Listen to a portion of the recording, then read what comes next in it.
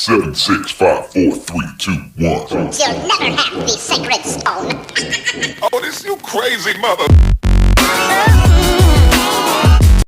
A few moments later.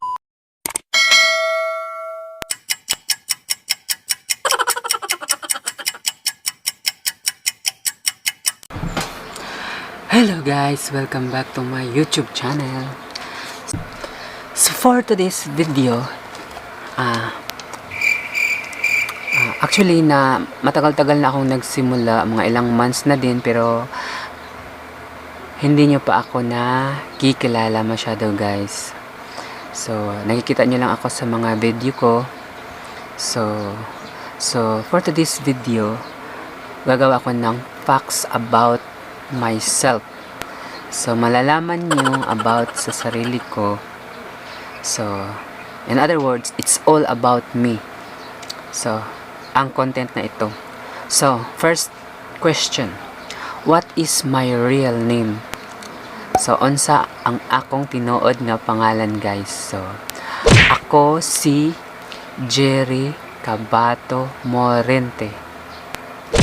Unsa akong nickname? So akong nickname is Jing Jing.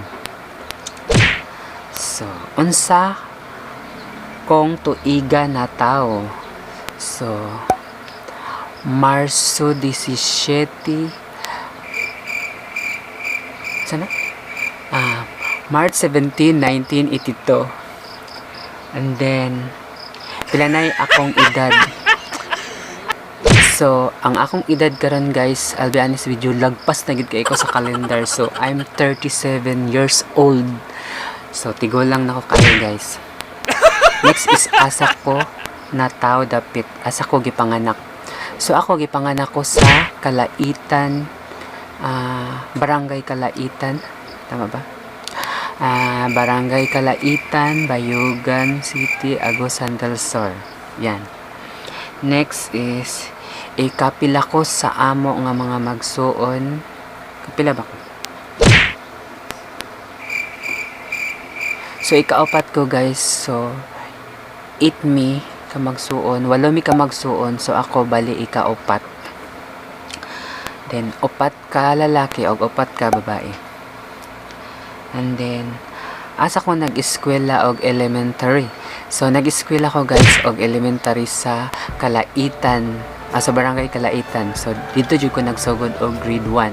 So sa una di pa man uso sa una ang mga daycare, kinder, may ana. So grade 1 dito ko nag grade 1, nag grade 2, tapos nag grade 3.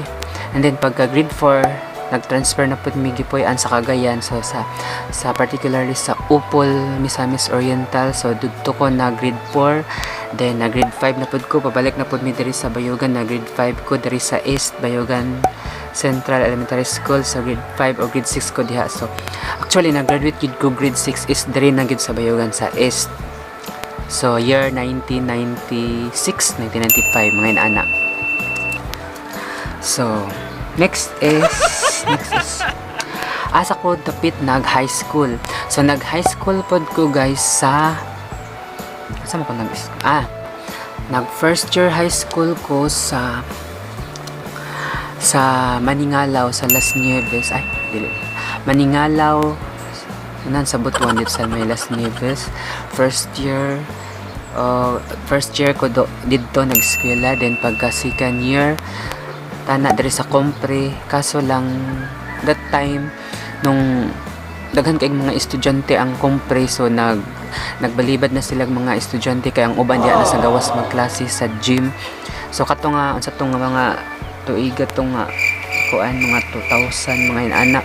So nag-eskwela ko dito na lang ko sa Noli, isang layo kaayo.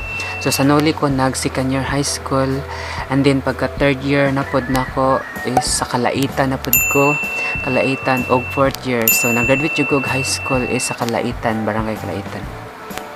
So asa ko nag-college. So first year college ko is sa Balingasag, Misamis Oriental. So padulong sa Cagayan. So dito ko nag-eskwela first year college. Tapos ang akong course nga gikuha is Bachelor in Elementary Education. Bali ano lang ko doon, mga second semester lang yata, or yung second semester wala na ko natiwas kay nag-stop na ko kay na something problem din, nag-stop na ko sa eskwela ato. And then pagka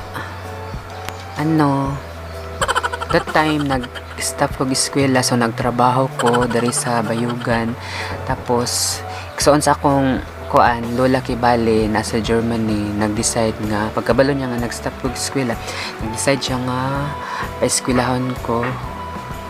So moto nga nag-eskwela ko balik. Then sa San Francisco nag-eskwela og college, nagtiwas og college. So ang akong course nga gikuha is BSBE, Major in Management. So bali eskwela ko, balik gid ko sa kuan first year kay education man ko dati. Then nag nag-change ko course, bali business ad. Tapos na-accreditan ako nga subject, gamay lang pod, mga pila lang ka units. So first year bali first year irig ko sa San Francisco antod diha ko nag-graduate mga year 2010. Anak ko nag-graduate diha sa San Francisco. And then unsa ang akong trabaho after ko nag-graduate og college. So actually pag-graduate na ko og college March 2010. So mga June pod ana nga 2010, year 2010, nagtrabaho po dayon ko sa isa ka pawn shop. Di lang nako pangalanan kung unsa siya nga pawn shop, guys, ha. Pero sa San Francisco lang gyapon. So originally asa gid mi nagpuyo. So sa una nagpuyo gid mi sa New Bohol. So bukid na siya, sitio sa Kalaitan. So barangay Kalaitan yin sitio ang New Bohol. So sitio New Bohol, barangay Kalaitan, Bayugan, Agusan del Sur, ana siya. So bali didto gid mi siya sa sitio New Bohol nagpuyo. Pero ako nagdako ko diri sa Bayugan sa akong auntie, igsoon sa akong mama. So mo na siya ang story sa ako ang nabuhay, guys. And then unsa pa man.